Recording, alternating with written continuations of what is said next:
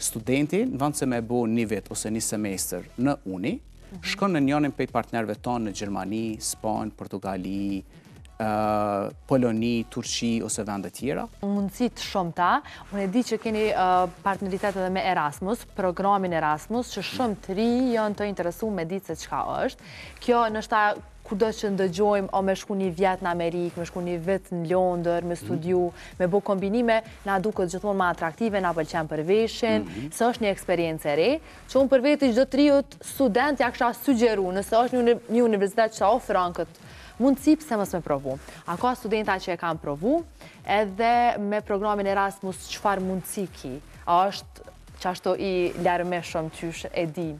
është shumë i larmishëm, është programi më i suksesshëm në i Bashkimit Evropian, që do të thotë i mundëson programe të shkëmbimit studentëve dhe profesorëve.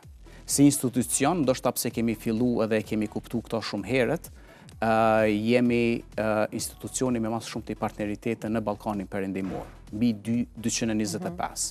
Deri tash i kemi dërguar mbi 1500 studentë. Çka nënkupton kjo që me thjeshtësu është studenti, në vend se me bo një vit ose një semestër në uni, shkon në njërin prej partnerëve tonë në Gjermani, Spanjë, Portugali, Poloni, Turqi ose vende tjera, edhe lanë cilat i përfundon në atë institucion, kur të thejet në Kosovë i pranohen, edhe vazhdon ku ka mbet masnej në vitin që se shkon vitin e dytë, fillon me vitin e tretë. Kretë kjo bëhet me një shumë prej 6.000 gati euro që Bashkimi Evropian ja jep studentit, plus që shkollimin atje ka pa pagesë. Kështu që është mundësi e mirë e para për me pa botën, e dyta me u njoftu me student të reja prej Evropës, po edhe në të njëjtën kohë me kuptu se çka është ndodhi jashta Kosovës. 90% për studentave tonë që kanë qenë më herët, është hera parë që kanë shkuar në Bashkimin Evropian përmes Erasmusit. Edhe ka qenë përvojë e papane për tëne, disa për tëne kur janë kthyer në ndërmarrësa, kanë filluar një jetë re, kanë vazhduar masterin në institucione ku kanë qenë në nivelin bachelor, pra është një mundësi jashtëzakonisht e mirë.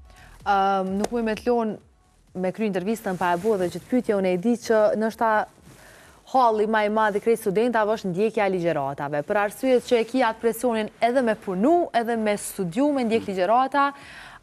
E di që e keni ma interesante pak formën e ligjërimit, mundeni me u kyqës online ose prezent, a mundesh më tregu që funksionon pak? Okej, çka ka ndodhur është përpara studentat tradicional, që janë këta 18 vjeçartë, janë ardhur në ligjërata, i kanë ngu ligjëratat, gjithçka ka shkuar. Tashti shumica janë të punu.